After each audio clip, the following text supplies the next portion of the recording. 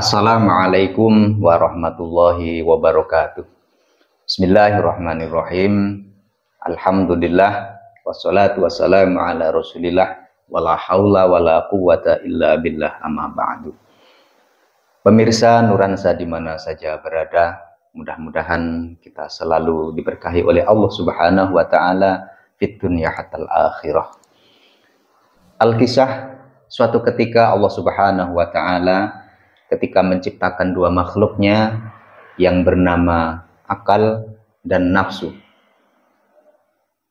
Dan akal beserta nafsu ini nanti akan dijadikan perangkat untuk diri manusia.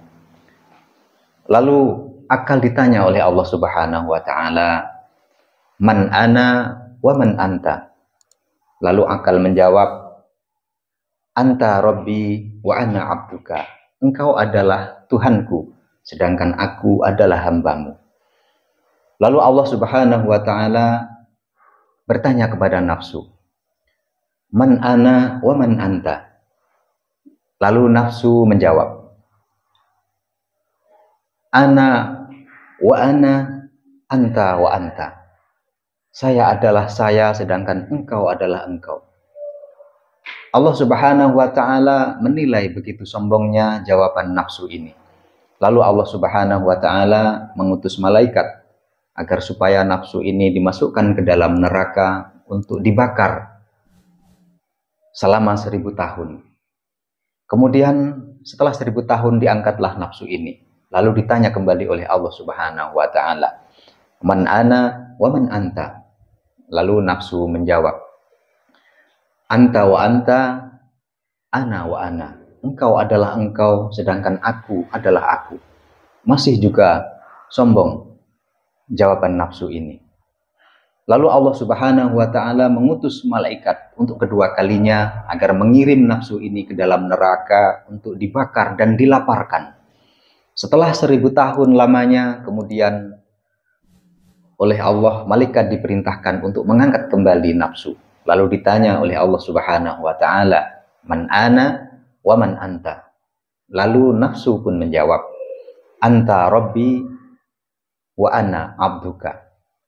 Para pemirsa Nuransa rahimakumullah, dari kisah ini bisa kita ambil hikmahnya bahwa Allah Subhanahu wa ta'ala menjadikan nafsu dan akal untuk piranti bagi umat manusia.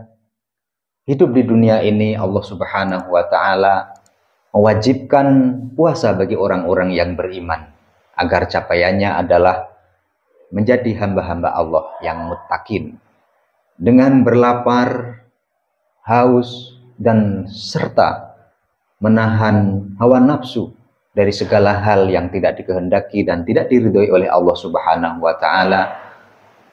Mudah-mudahan hamba Allah yang mukminun, yang beriman, kelak memperoleh derajat takwa di sisi Allah Subhanahu wa ta'ala. Firman Allah di dalam Al-Quran, di dalam surah Yusuf, "A'udzubillahi minasyaitonirrajim, innan nafsa la'amaratum bisu." Sesungguhnya nafsu selalu mengajak kepada perbuatan yang tidak baik. Oleh karena itu, mudah-mudahan dengan puasa, dengan bulan suci Ramadan saat ini, kita semua bisa memanage nafsu kita. Kita bisa mengalahkan nafsu kita dengan akal kita yang sehat, dan kelak kita memperoleh ridhonya dan mencapai derajat kemuliaan muttaqin di sisi Allah Subhanahu wa ta'ala. Inna akramakum indallahi atqakum. Demikian, bal'afu minkum wallahul muwafiq ila aqwamit thoriq. Wassalamualaikum warahmatullahi wabarakatuh.